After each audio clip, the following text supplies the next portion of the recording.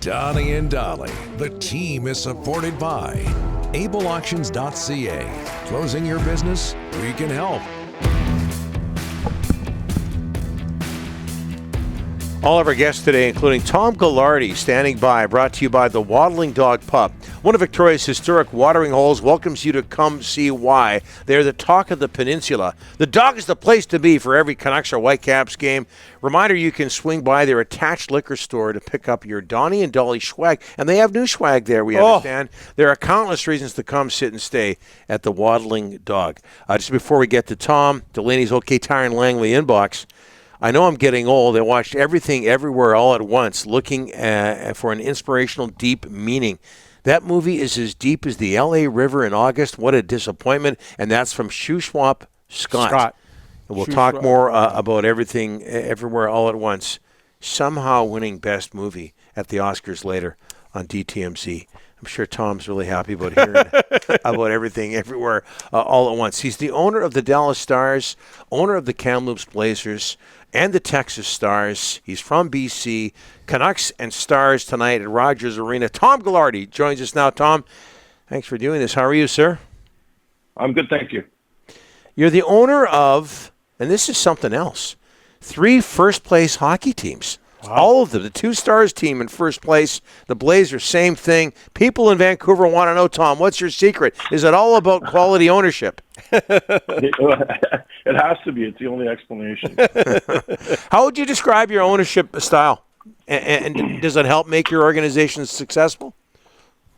Oh, I think so. I mean, I apply the same principles to the hockey clubs that I do, my core businesses. So, and that's, create a really positive environment with lots of communication and hire the best people you can and, empower them to do the best job that they can.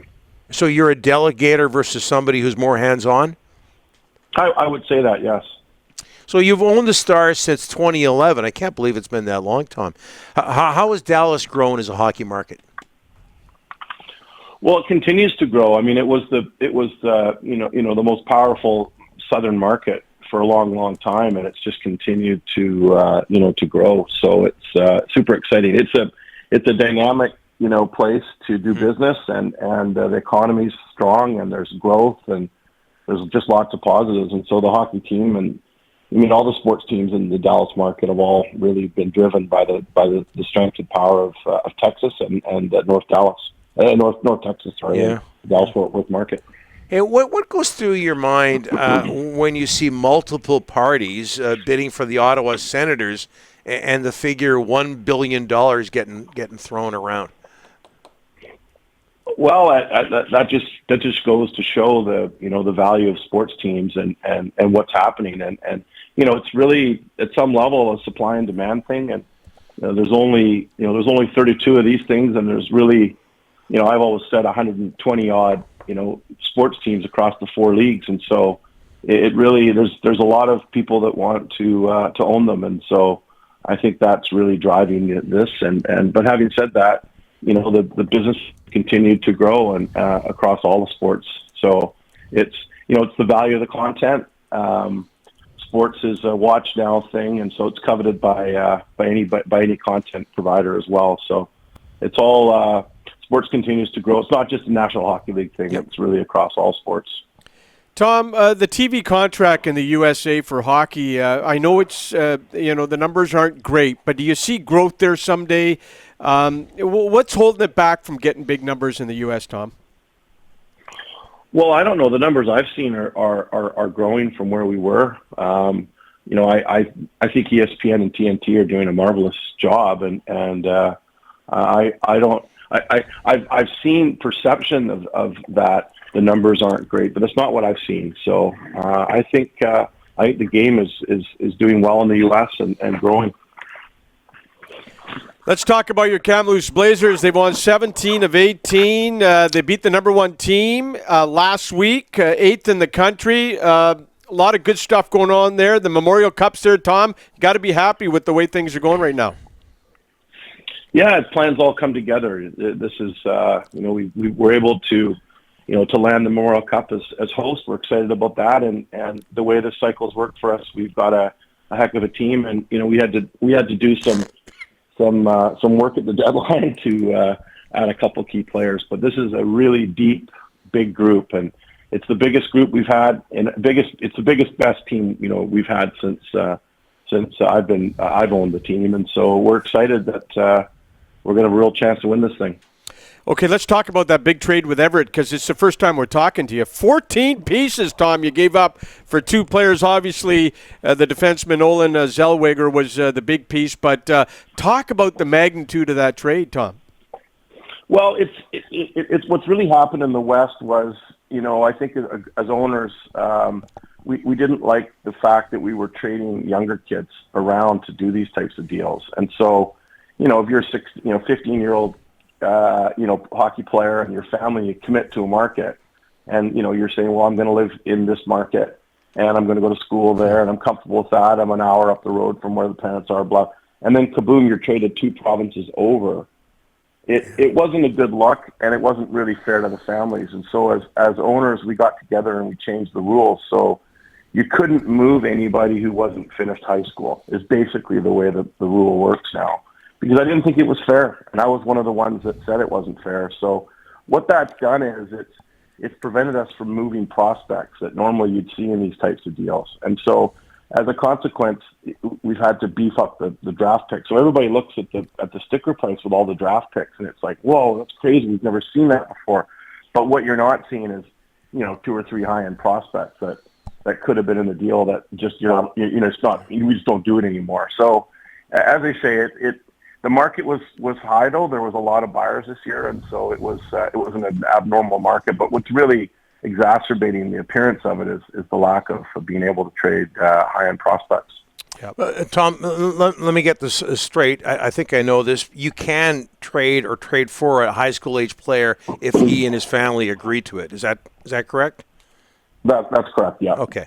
But but you have to be on. Yeah, and then exactly. That has. Or if he's not signed yet, you can trade him. But if he's signed and committed to a club, you cannot move him. And then there's a process too, because you can't pressure, you can't, all those things that we just don't want to have happen. They're just the wrong things for the league. Yeah. These are families, these are people, and if I've got a son and I think he's playing in a market, and then he's in another 10-hour drive, not a 2-hour drive, I'm not very happy. Yeah. So I'm proud of that. That's what we did. But we've created this market where we have to trade so many picks. But then again, you look at the guy we landed. I mean, Zellweger might be the best defenseman in junior hockey in Canada. Yeah. So, look at his numbers. He looks like a first line forward with his numbers. So it's and I say this too. If you look at the gold medal game, World Juniors this year, 3-on-3, when the puck goes to drop, we've got 2 of the 3 of the guys that were on the ice on our team. So we feel pretty good.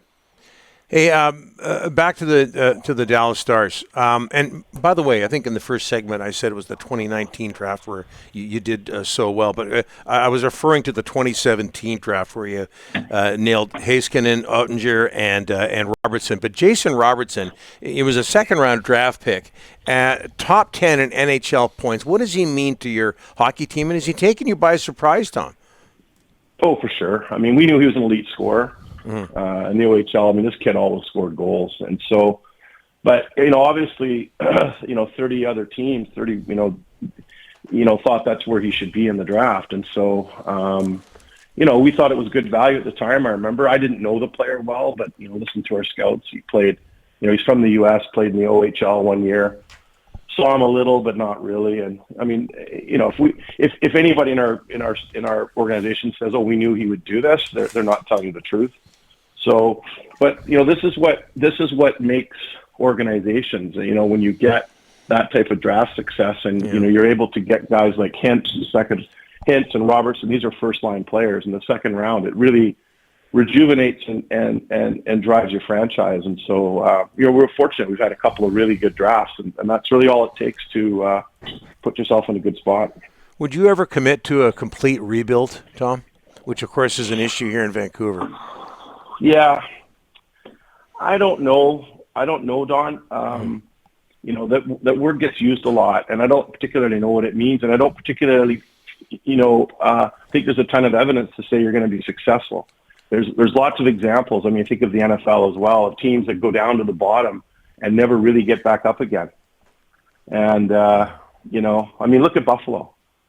Strip it right down to the bottom, and then, are you confident that that team's going to be up, being in a top 10 team in the league again? They might. I don't know. And I don't mean to pick on Buffalo. They've got a bunch of nice players, but I just think that it's, there's a perception that, that we rebuild, we'll strip it down to zero, and we'll come back. Well, how many teams have done it?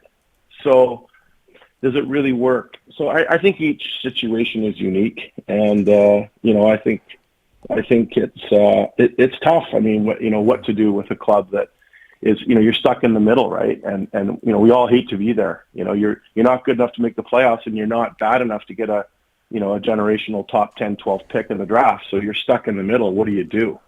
And but there have been teams that that just hang around and find a way and can put up some pretty good seasons. It's a crazy league right now. I mean, there's so much. There's so much. Parity. We're all the same. Yeah. There's so much parity, and so it's hard to know. The game changes, and so anybody can beat anybody. There's teams that were supposed to be awful this year that aren't. There's teams that were supposed to be great that aren't. I mean, who knows from year to year? You just do the best job you can with your group, and so I mean, if there was a guidebook on how to do it, I think it would be easy. But I don't know. Going to the bottom is really hard. I mean, I've seen it in junior hockey. Yeah. You just may never get off the floor again. If you get losing and you just can't get it. You just can't get it all the way back again. So I think it could be dangerous. Well, thanks for going against everything I've said on the show for the last 3 months. I'm a rebuild guy.